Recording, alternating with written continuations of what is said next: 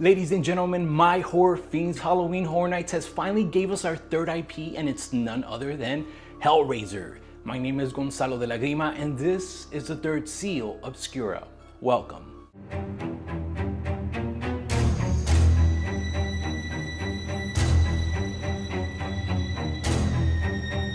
Now before we begin, quick disclaimer. I haven't seen the movies. I know.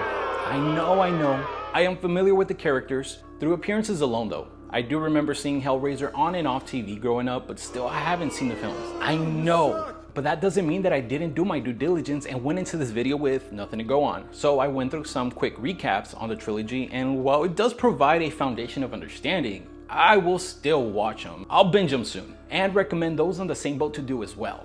Or not. We'll tear your soul apart. But here's a quick recap of the Hellraiser trilogy and its Cenobites. No. Not those. All right. Hellraiser, released in 1987. So the first movie introduces us to what is probably the worst Rubik's Cube ever invented, the lament configuration. You solve it and congratulations. You've just invited the Cenobites into your life. Led by Pinhead, these aren't your typical slashers. They're extra-dimensional beings who don't really know where pain ends and pleasure begins. And honestly, I don't want to find out. Then you've got Frank, who escapes the realm by literally rebuilding himself with other people's bodies. His niece Kirsty gets dragged into this whole mess and basically has to outsmart every Cenobite just to survive and send them back to hell. Which brings us to Hellbound Hellraiser 2, released in 1988. Because surviving the first movie apparently wasn't traumatic enough, Kirsty ends up in a psychiatric hospital where nobody believes a word she is saying. But naturally, the doctor running the place hears her story and thinks, you know what?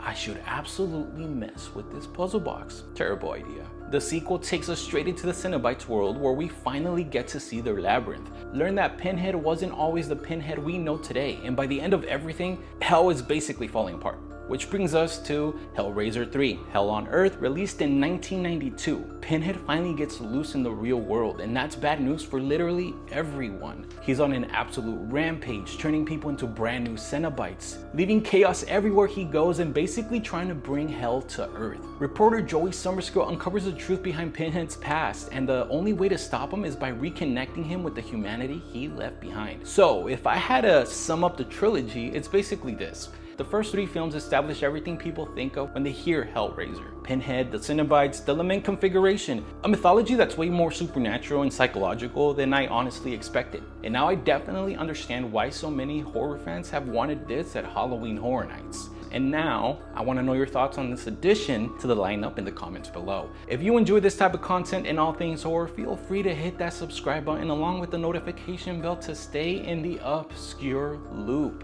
I've been Gonzalo de la Grima, and this wraps up this episode of the third seal obscura. Oh, and no tears please. It's a waste of good suffering.